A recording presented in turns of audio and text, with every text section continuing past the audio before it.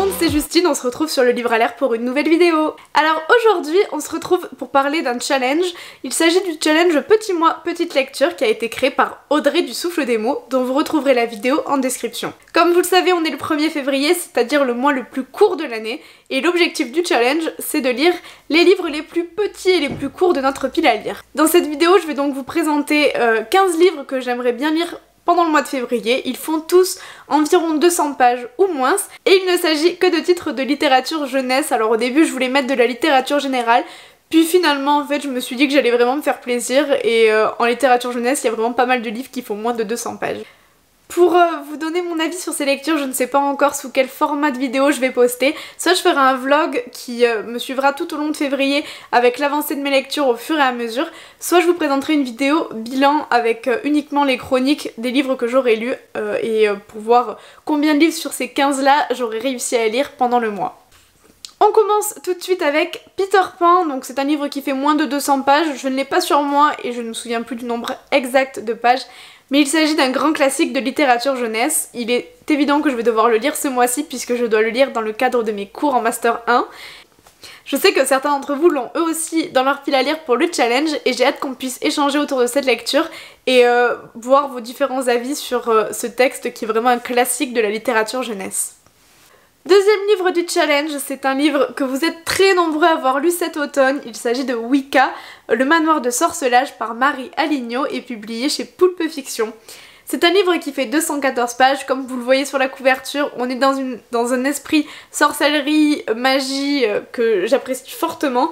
Je sais pas exactement quel est le synopsis du roman, mais j'ai hâte de le découvrir, vraiment j'ai eu plein de retours positifs sur ce livre et ça m'a vraiment donné envie de le lire le plus rapidement possible. Dans le même esprit, un livre qui fait 186 pages à peu près, il s'agit de Fingus Malister, Feu follet, Mandragore et Cadavre frais. C'est un livre écrit par Ariel Holz, publié aux éditions Rajo. On est dans le même esprit, de la magie, des pouvoirs, du surnaturel, enfin des sortilèges, etc. Il a été très lu en automne, notamment pendant certains challenges littéraires. J'ai eu plein de retours positifs sur ce roman et j'ai hâte de le découvrir aussi, c'est vraiment le même esprit.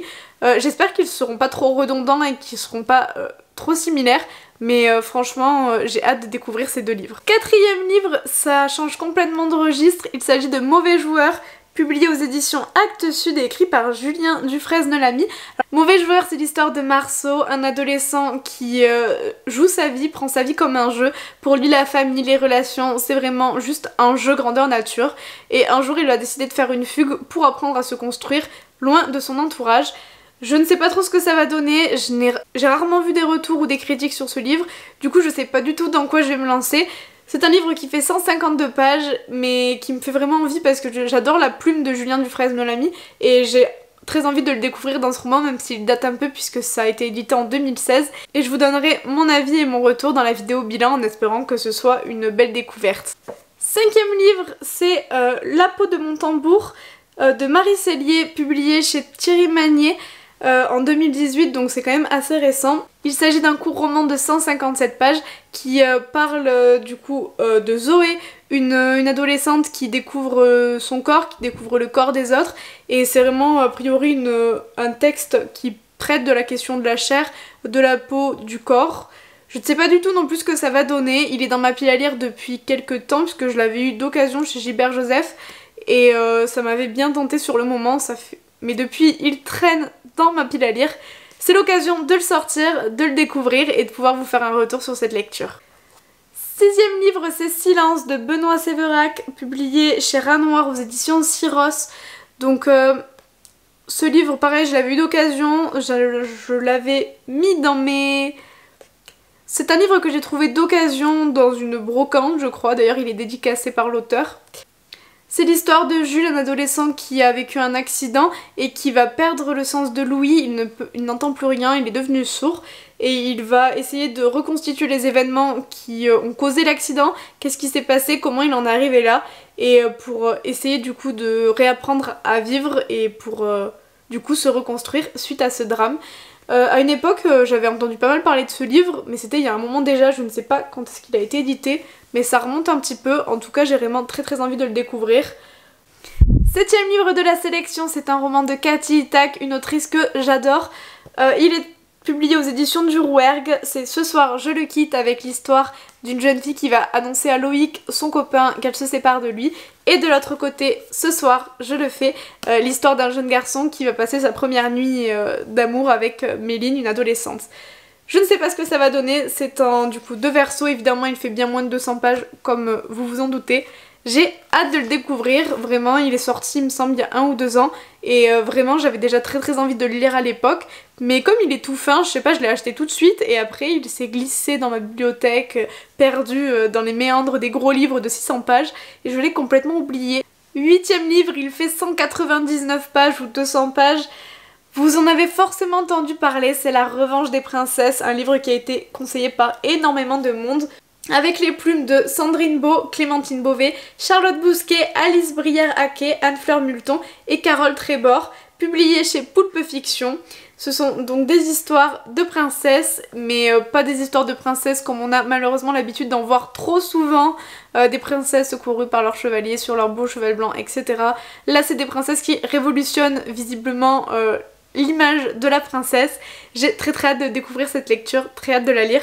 Ça fait longtemps aussi que j'arrête pas de repousser le moment de ma lecture, mais là c'est l'occasion idéale pour découvrir ce livre. 9e livre de ma pile à lire, c'est un livre qui fait environ 150 pages, écrit par Olivier K, publié aux éditions du Rouergue. Il s'agit de Loukoum Mayonnaise.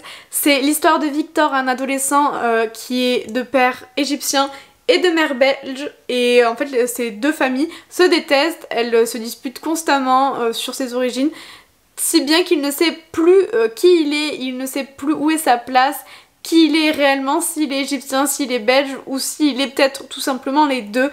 Victor il est perdu, c'est un adolescent qui vraiment ne supporte plus ces disputes incessantes dans sa famille. C'est un livre que j'ai très envie de lire et je suis contente de pouvoir le lire enfin pendant ce challenge. 10e livre, J'ai tué un homme, écrit par Charlotte Herly et publié aux éditions Actes Sud. C'est un roman de la rentrée littéraire ado de septembre 2019. Il est dans ma pile à lire depuis sa sortie, c'est l'histoire d'Arthur. On ne sait pas ce qui se passe, mais Arthur fait un épisode délirant. Il ne reconnaît plus les siens, il ne reconnaît plus le monde dans lequel il vit. Il est complètement perdu, on ne sait pas à quoi c'est dû, si c'est à cause du stress, de l'école, d'un événement traumatisant, on ne sait pas. La seule chose qu'on sait, c'est que Arthur ne sait plus rien, ne se souvient de rien et moi j'ai hâte de découvrir pourquoi, comment et qu'est-ce qui s'est réellement passé dans ce petit roman qui avait eu de bonnes critiques au moment de sa sortie. 11e lecture, à défaut de pouvoir lire son titre qui vient de sortir et qui est dans la pile à lire de plusieurs d'entre vous, je souhaite lire La mort est une femme comme les autres de Marie Pavlenko. Marie Pavlenko qui est une autrice que j'affectionne particulièrement, j'adore sa plume et je l'ai rencontrée plusieurs fois en vrai, et elle est vraiment adorable, c'est quelqu'un de très gentil, de très bienveillant. Elle m'a d'ailleurs dédicacé cet ouvrage, comme vous pouvez le voir. Elle me l'a dédicacé il y a bien longtemps et je ne l'ai toujours pas lu, c'est vraiment la honte et je n'en suis pas très fière. Mais là, c'est l'occasion de me rattraper, d'enfin découvrir ce texte publié aux éditions Pygmalion il y a de ça 2 ou 3 ans déjà. Comme on n'a jamais assez de Marie Pavlenko dans ses lectures et dans sa pile à lire, les 2 prochains sont aussi écrits par cette autrice. Donc c'est Zombies Arby, le tome 1 et le tome 2, illustrés par Carole Trébor. C'est des histoires de zombies pour enfants. Alors il y en a un qui fait un petit peu plus de 200 pages, l'autre un peu moins. Franchement j'avais vachement envie de lire ça. Ils sont dans ma pile à lire depuis un petit moment aussi. Et ils me font trop envie. Franchement je suis contente de pouvoir me faire une session lecture zombie avec les illustrations très rigolotes de Carole Trébor et la plume de Marie Pavlenko.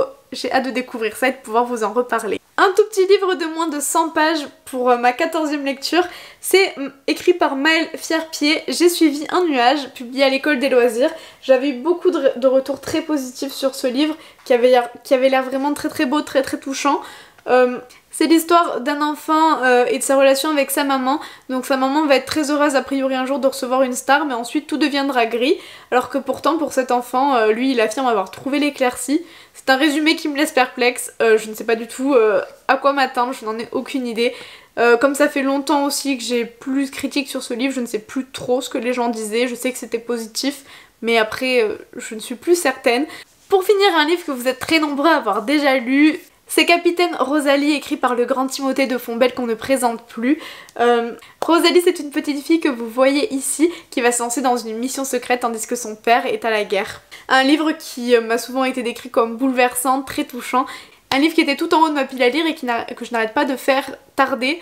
Là, c'est l'occasion de le lire et je suis vraiment super impatiente parce que ça fait très longtemps que j'ai envie de découvrir cette lecture. Voilà, vous avez donc découvert les 15 livres qui sont dans ma pile à lire pour le challenge Petit mois, petite lecture. J'espère que ça vous aura donné des idées pour votre challenge et pour composer vous aussi une petite pile à lire avec des toutes petites lectures pour ce mois de février qui va sûrement passer très vite. En tout cas, je l'espère bien plus vite que le mois de janvier qui était beaucoup trop long pour ma personne.